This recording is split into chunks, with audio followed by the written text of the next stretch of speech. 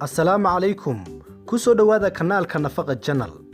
Cilmi baarisyo badan ayaa bannaanka soo dhigay in cunista basasha ay faa'iidooyin caafimaad ku lamaan yihiin. Inkastoo ay afka ur yeesho, haddana waxay daraasadahaasi soo jeedinayaan in qofku uu ka cuno xaddi ku filan. Sidaa daraaddeed haddii aanu qofku hore u cuni jirin, waa hubaal inuu cuni doono marka uu daawado muuqaalkan.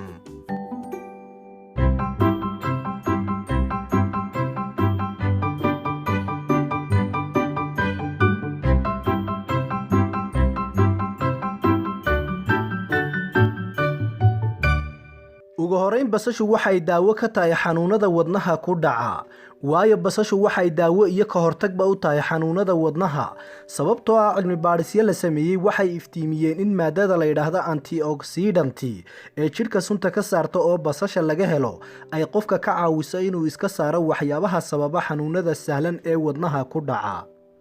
sidoo kale basashu waxa ay ka shaqaysiisaa habdhiska difaaca ee jidhka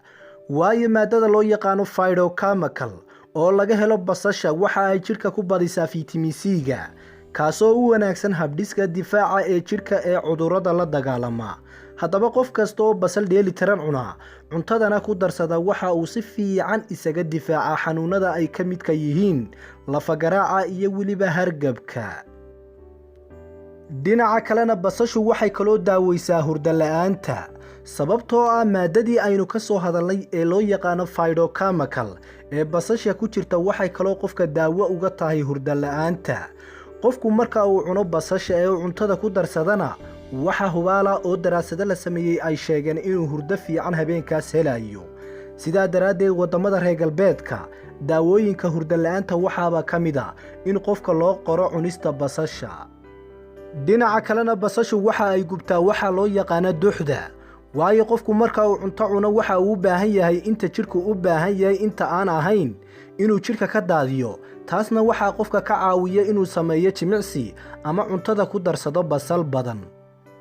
dhinaca kalena basasha waxa ay baabisaa haaraha wejiga ku dhiga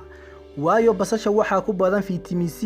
iyo maadooyinka la yidhaahdo antiseptic waxayna kuwaasi qofka basasha cuna u saamaxaan inay ka baaba'aan haddii uu leeyahay haaraha dhabanada ama wejiga ku dhiga haddaba qofku basasha oo qaydhin ayuu ka xoqayaa intuu laba dhinac ka kala dhigo ama laba jeex ka dhigo dhabanada iyo maqaarka madowgu ku dhigo ama waxa uu ku qasi karaa caano ciira ama la fadhiisiiyey intuu basasha ridqo waxaanu muddo 10 daqiiqo ilaa 15 daqiiqo ku daynayaa maqaarka kadibna biyo qabow ayuu kaga maydhayaa taasna waxaa lagu arkay tijaabooyin iyo daraasado la sameeyey waxaana lagu guulaystay in basasha haaraha wejiga lagu jaro basashu waxay kaloo dheeli tirtaa sonkorta dhiigga ku jirta qofka macaanka qabana waxaa inta badan lagula taliyaa inuu cuntada ku darsado basal taasina waxay u saamaxdaa in dhiiggiisa xaddiga sonkorta ee ku jira dheeli tirmo ugu dambayntii basashu waxa ay daawo ka tahay calool xanuunka